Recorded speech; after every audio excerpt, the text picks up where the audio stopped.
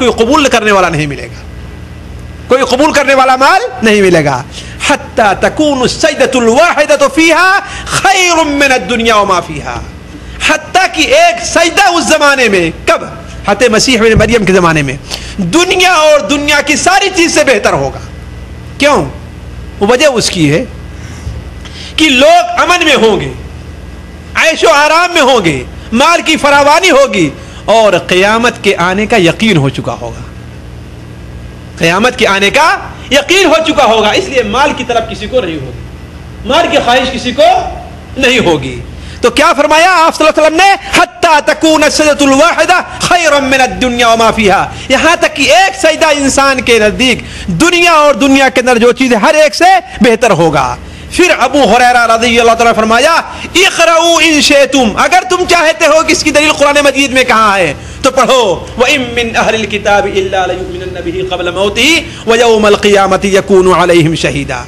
ایک دوسری حدیث کے اندر جو ابو داؤد شریف کے اندر آپ نے بیان فرمایا لَيْسَ بَيْنِي وَبَيْنَ عِيسَىٰ نَبِيٌّ، میرے بیچ اور عیسیٰ ابن مریم علیہ السلام کے بیچ کوئی دوسرا نبی نہیں ہے.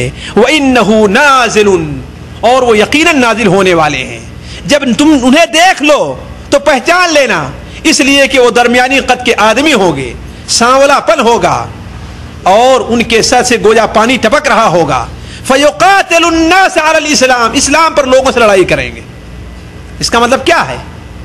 اسلام کے مقابل میں نہیں لڑیں گے، اسلام کے خلاف نہیں لڑیں گے، بلکہ اسلام کے لیے لوگوں سے لڑائی کریں گے. اور ایک عجیب حکمت ہے، اس وقت آسمانی مذہب تین مانے جاتے ہیں. کون کون؟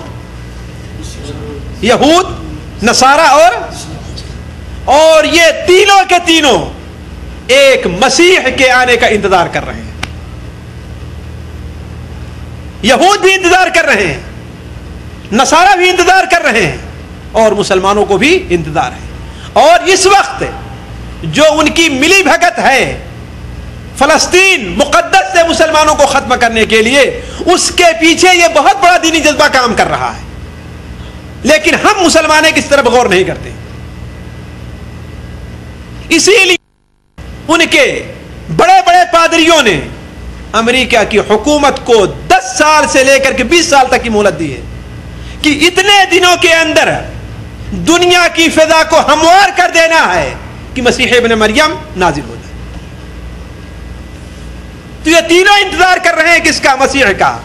اسی لیے مسیح ابن مریم علیہ السلام کا زیادہ زور یہودیوں کے اور نصرانیوں کے ختم کرنے پر ہوگا کہ تم لوگ جھوٹے تھے، ہماری محبت کے دعوے میں جھوٹے تھے، ہمارے اوپر ایمان لانے میں جھوٹے تھے، ہمارے بارے میں عقیدہ رکھنے میں جھوٹے تھے. جو سچے ہیں وہ یہ لوگ ہیں، جو سچے ہیں وہ یہ لوگ ہیں. تو فیقاتل الاسلام، اسلام کے اوپر، اسلام کے بارے میں لوگوں سے لڑیں گے. فیدق الصلیب، صلیب کو توڑ دیں گے. ویقتل الخنزیر، خنزیر کو قتل کر دیں گے. ویدع الجزیہ، جزیہ کو بھی ختم کر دیں گے. ویہلک اللہ فی زمانہ الملل کلھا، ان کے زمانے میں تمام ملتیں ختم ہو جائیں گی. نہ کوئی یہودی رہے گا، نہ کوئی نصرانی رہے گا، نہ کوئی حنفی رہے گا، نہ کوئی شافعی رہے گا، نہ کوئی مالکی رہے گا، نہ کوئی حنبلی رہے گا. صرف اسلام باقی رہے گا بس. چاہے اسلام کے نام پر ملتیں قائم ہوں یا کسی غیر نام پر ملتیں قائم ہو، کوئی ملت باقی نہیں رہ جائے گی. آپ صلی اللہ علیہ وسلم نے کیا ارشاد فرمایا؟ وَيُهْلِكُ اللَّهُ فِي زَمَانِهِ الْمِلَلَ كُلَّهَا إِلَّا الْإِسْلَامَ، تمام ملتیں ختم ہو جائیں گی، صرف اسلام باقی رہے گا اور مسیح دجال کا اس زمانے میں قتل ہوگا. مسیح ابن مریم کا تیسرا بڑا اہم کام کیا ہوگا؟ وہ یہ ہے دین اسلام کی تجدید. دین اسلام کی تجدید، دین کے بارے میں سیاسی طور پر بھی تجدید فرمائیں گے، اس لیے کہ ان سے پہلے مسلمان سیاسی طور پر بھی کمزوری میں ہوں گے. اور اللہ تبارک و تعالیٰ کی یہ سنت رہی ہے کہ ہر صدی کے شروع میں اللہ تبارک و تعالیٰ ایک ایسے شخص کو پیدا فرماتا ہے جو اس کے دین کی تجدید کرتا ہے. کوئی فقہ میں تجدید کرتا ہے، کوئی حدیث میں تجدید کرتا ہے، کوئی عقیدے میں تجدید کرتا ہے، اور کوئی سیاست کے معاملے میں دین کی تجدید کرتا ہے.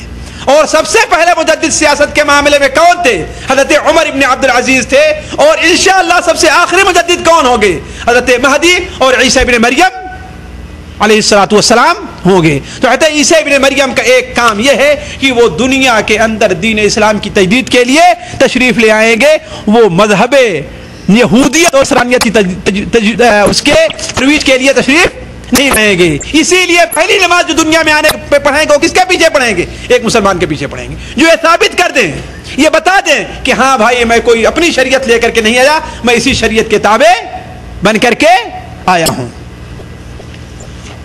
हज़रत ईसा इब्न मरियम अलैहिस्सलाम का एक काम यह भी होगा कि वो बैतुल्लाह शरीफ का हज भी करेंगे, तवाफ करेंगे, इसलिए कि शरीयत के ताबे होकर के आए हैं। नबी सल्लल्लाहु अलैहि वसल्लम की कब्र की ज़ियारत भी फरमाएंगे। आप सल्लल्लाहु अलैहि वसल्लम का इरशाद है कि उस ज़ात की कसम जिसके हाथ में मेरी जान है, फज्जे रोहा से, ये फज्जे रोहा कहाँ है मालूम है आप लोगों को? आप लोग मदीना मुनव्वरा के लिए मक्का मुकर्रमा से आने गए तो दाईं तरफ एक बोर्ड मिलेगा अल मुसैजीद का। जो लोग जा चुके हैं वो अच्छी तरीके जानते नहीं, जिसके बाद देख लेंगे। किसका? अल मुसैजीद का। अल मुसैजीद जो इस वक्त गांव है वो बिल्कुल उसी जगह के करीब है जिसे फज्जे रोहा अल्लाह के रसूल ने इरशाद फरमाया है।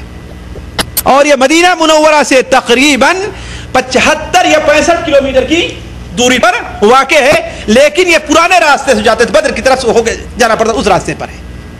तो वहां से इहराम बांधेंगे हज का या उम्रे का या दोनों का, हज का, उम्रे का या दोनों का। और बाद रवायात से पता चलता है, मैं उस तफसील में नहीं जाना चाहता, कि अल्लाह के रसूल सल्लल्लाहु अलैहि वसल्लम ने बयान फरमाया कि वो मेरी कब्र की तरफ जाएंगे। हज़रत ईसा इब्न मरियम की ज़माने की एक खुसूसियत भी होगी, वो भी सुन ले। वो खुसूसियत क्या है? देखिए, अमन व अमान बहुत ज्यादा होगा, आयश के अंदर वो होंगे, कीना कपट मिल जाएगा, मिट जाएगा, हत्ता कि जहरीले जानवरों का जहर भी खत्म हो जाएगा, और दरिंदे किसी अपने से छोटे जानवर को फाड़ भी नहीं खाएंगे। हत्ता कि बच्ची शेर के ऊपर कूद करके बैठ जाएगी, उसे थप्पड़ मारेगी, लेकिन शेर जो है उसे कोई नुकसान नहीं पहुंचाएगा। बच्चा सांप के हाथ अपना मुंह डाल देगा, लेकिन सांप उसे कोई नुकसान नहीं पहुंचाएगा। भेड़िया बकरियों के अंदर इस तरीके से होगा गोया कि बकरियों का रखवाला और निगरां कुत्ता है। हज़रत मसीह इब्न मरियम अलैहिस्सलाम के ज़माने की खुसूसियत है। चुनांचे एक लंबी हदीस हज़रत